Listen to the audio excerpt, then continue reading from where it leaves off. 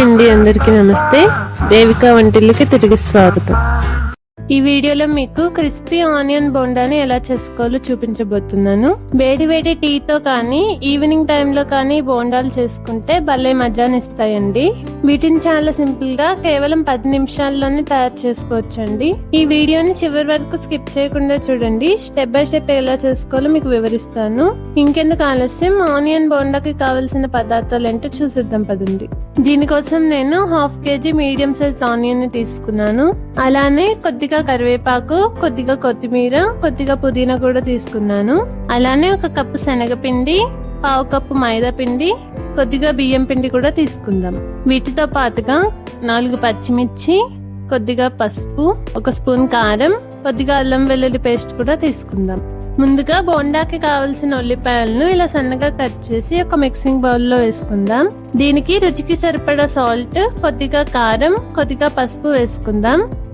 ఇప్పుడు వీటికి కొద్దిగా అల్లం వెల్లుల్లి పేస్ట్, చిన్నగా కట్ చేసి పెట్టుకున్న పచ్చిమిర్చి, కరివేపాకు, కొత్తిమీర, పుదీనాని కూడా వేసుకొని చక్కగా కలుపుకుందాం. దీనికి మనం ఎటువంటి వాటర్ ని యాడ్ చేయాల్సిన అవసరం లేదండి. ఆనియన్ లో ఉండే వాటర్ తోనే చక్కగా కలిసిపోతాయి.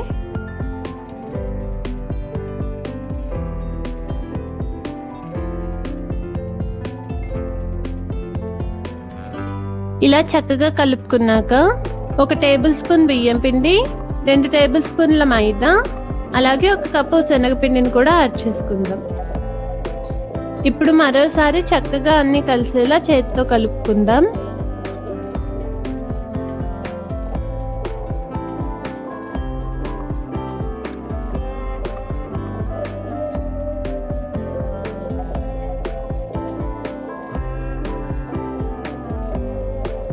దీంతో మన ఆనియన్ బోండాకి కావలసిన ఆనియన్ మిక్చర్ రెడీ అయిపోయిందండి.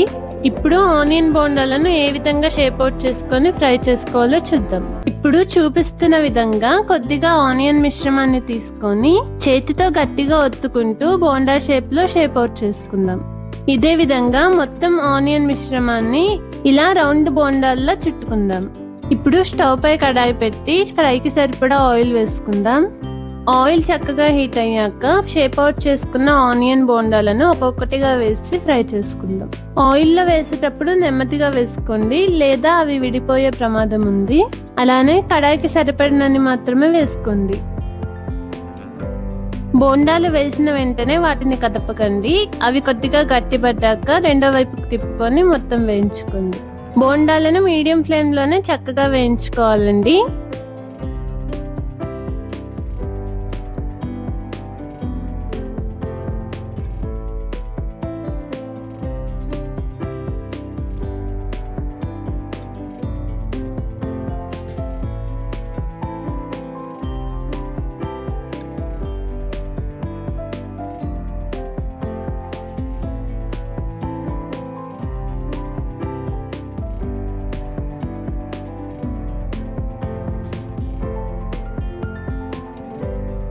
ఇలా గోల్డెన్ బ్రౌన్ కలర్ వచ్చాక జాలిగడ్డతో తీసి ఒక బౌల్లో వేసుకుందాం.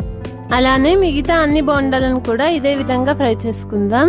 ఇంతేనండి, మన క్రిస్పీ ఆనియన్ బోండా రెడీ అయిపోయింది. చూసారు కదా, కొద్ది నిమిషాల్లోనే ఎంత సింపుల్ గా తయారు చేసుకున్నాము. వీటిని ఈ రైనీ ఈవినింగ్స్ లో వేడి వేడి టీతో తింటే భలే ఉంటాయండి. చూసారు కదా ఎంత చక్కగా కలర్ఫుల్ గా వచ్చాయో, టేస్ట్ కూడా భలే ఉన్నాయండి. మీరు కూడా ఈసారి ఇంట్లో ట్రై చేసి ఏ విధంగా వచ్చాయో కామెంట్ రూపంలో చెప్పండి. ఈ వీడియో కనుక మీకు నచ్చితే వెంటనే లైక్ చేసి మీ ఫ్రెండ్స్ కి, ఫ్యామిలీ మెంబర్స్ కి షేర్ చేయండి. అలానే మరిన్ని మంచి రెసిపీస్ కోసం మన ఛానల్ ని వెంటనే సబ్స్క్రైబ్ చేసుకోండి. మరో మంచి రెసిపీతో మళ్ళీ కలుద్దాం. అంతవరకు సెలవు.